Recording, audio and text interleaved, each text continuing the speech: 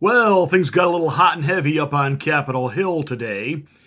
Representative Clay Higgins, Republican from Louisiana, went directly after the FBI Director Chris Wray on ghost buses and FBI infiltration on January 6th.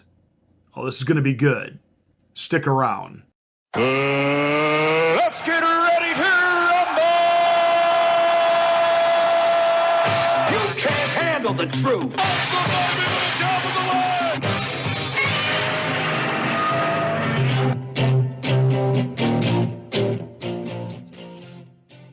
Hi, I'm Pastor Marty. Welcome to the Afternoon Drive. Please make sure that you are subscribed to the channel. Once you are, smack the bell. Click the word all. That gives you notification of my rants, my ravings, and my undeniably, incredibly flawless reasonings. Hey, and then please like and share this video. That's how we get the message out that we're here.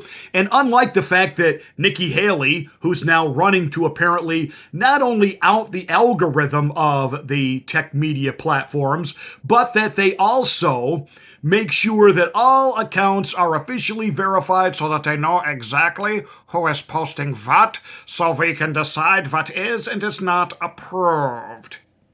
Yeah.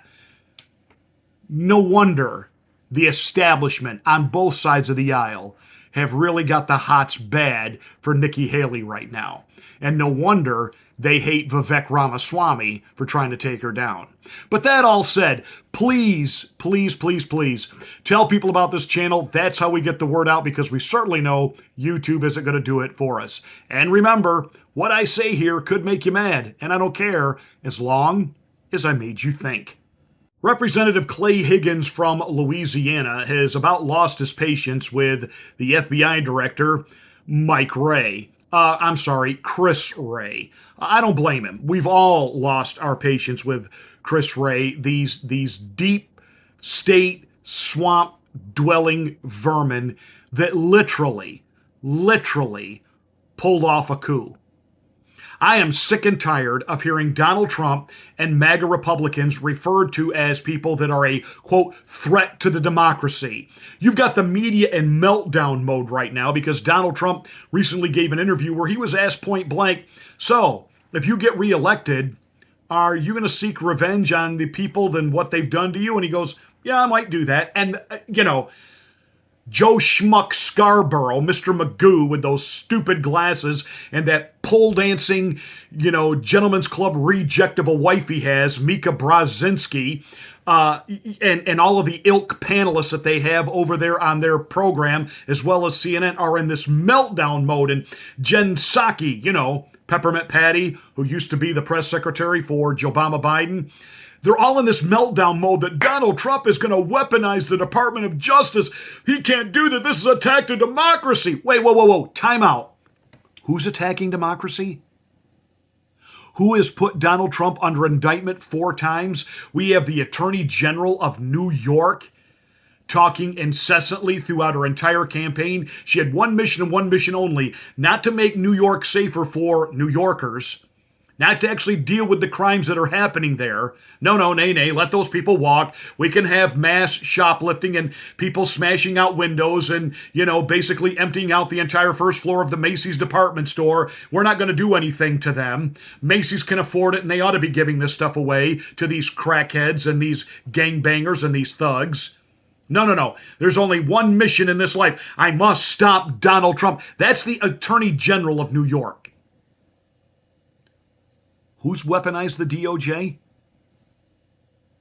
You've got a judge right now that likes to appear in selfies with male body builders, and he's like creepy, like sticky, icky, weird, like ew, like make your skin crawl.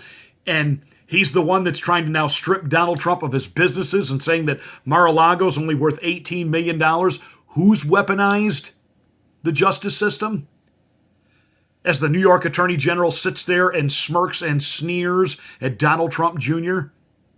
Who's weaponized? Who kicked in the doors of a former president and did an FBI raid, and CNN just happened to be there with cameras rolling?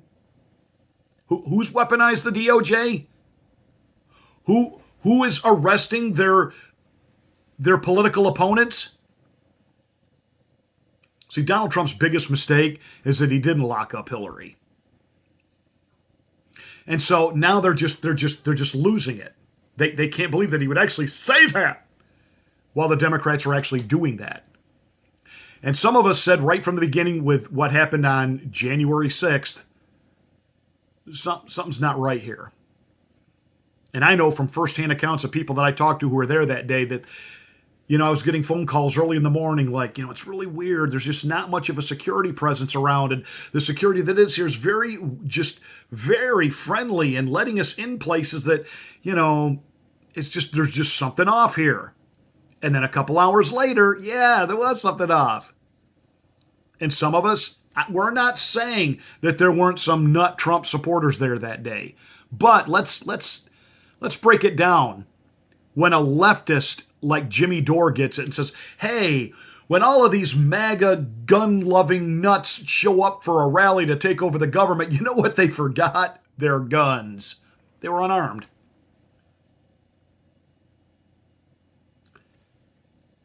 Representative Clay Higgins is trying to build the case and present the evidence that the FBI knew what was coming that day. Of course, Nancy Pelosi knew what was coming. She directed it. This is her little plan.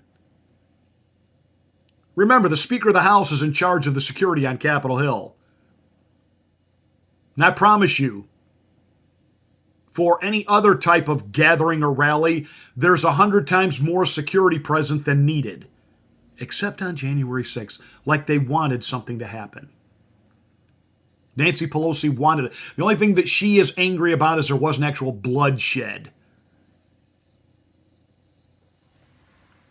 And Higgins has had it. And, Mike Ray gets indignant, gets mad, like, no, we were not any part of this. And Higgins gets cut off by a Democrat. He's over his time. But he manages to still get a couple of shots in. I want you to watch this exchange in its entirety. Thank you, Mr. Chairman. Mr. Chairman, ultimately, as we consider threats to the homeland in our annual hearing on that topic with leading members of the executive branch before us, it's important to reflect upon the simple fact that ultimately Americans are quite capable of defending our own soil, our own cultures and communities against foreign invasion or against armed oppression from within. However, it's far more threatening to our republic if our own government facilitates criminal invasion, and it is incredibly threatening to our citizenry if our government's highest levels of law enforcement coordinate organized campaigns of weaponized oppression, harassment, investigation, arrest and prosecution, and imprisonment of free Americans. That, Mr. Chairman, is the primary threat our homeland indeed faces today. Secretary Mayorkas, I've noted you as a worthy adversary, sir, for 2.5 years. But my issue is not with you today. I'm done with you. I've completed my investigative work. It's quite extensive. I've filed my articles of impeachment against you, and I've provided my investigative work to the appropriate committee. So let me just say that my articles have been filed and my time with you is done. Director Wray, last year, you might recall, sir, our exchange regarding the FBI's involvement on January 6th and prior. I'm happy to jog your memory to quote, according to the record, I asked you, did you have confidential human sources dressed as Trump supporters positioned inside the Capitol on January 6th prior to the doors being opened? You responded, I quote, again, I have to be very careful of what I say. To which I said, it should be a no. Can you not tell the American people no we did not have confidential human sources dressed as Trump supporters positioned inside the Capitol on January 6th. A year has passed. We sit here again a year later, we the people still do not have a definitive answer from you or anyone else in the Biden administration regarding the FBI presence and participation in the months leading up to the November election and in the weeks and days prior to January 6th and on January 6th here in D.C. We can't get a straight answer, although we have a tremendous amount of evidence harvested and reviewed over the course of the last year, which you will see. In September, Stephen D'Artano, formerly in charge of the FBI's field office in Washington, D.C., testified to the House Judiciary Committee that he was aware the FBI informants would attend the Stop the Steal rally thrown on January 6th. You confirmed that the FBI had confidential human sources at the Stop the Steal rally on January 6th here in D.C., sir? Congressman, as we've discussed before, I'm not going to get into where we have or have not used confidential human sources. But what I can we'll tell move you, on. you asked for a definitive We'll move answer. on. It's my time. You said no, you're not going to answer. That's cool. We're watching. Mr. Chairman, may I answer the question? Your moment will come. This is my time. Earlier this year, an FBI informant who is reported to have, his quote, under oath, marched to the U.S. Capitol with fellow Proud Boys members on January 6th, close quote. He said he was communicating with his FBI handler while people were entering the U.S. Capitol. Can you confirm that the FBI had that sort of engagement with your own agents embedded into the crowd on January 6th? If you are asking whether the violence at the Capitol on January 6th was part of some operation orchestrated by FBI sources and or agents, the answer is emphatically You're saying not. No. You're saying no? Not Okay. violence orchestrated by move FBI on. sources or agents. Are you familiar with you know what a ghost vehicle is? Director of the FBI certainly should. You know what a ghost bus is? A ghost bus? Ghost bus. I'm not sure I've used that term before. Okay.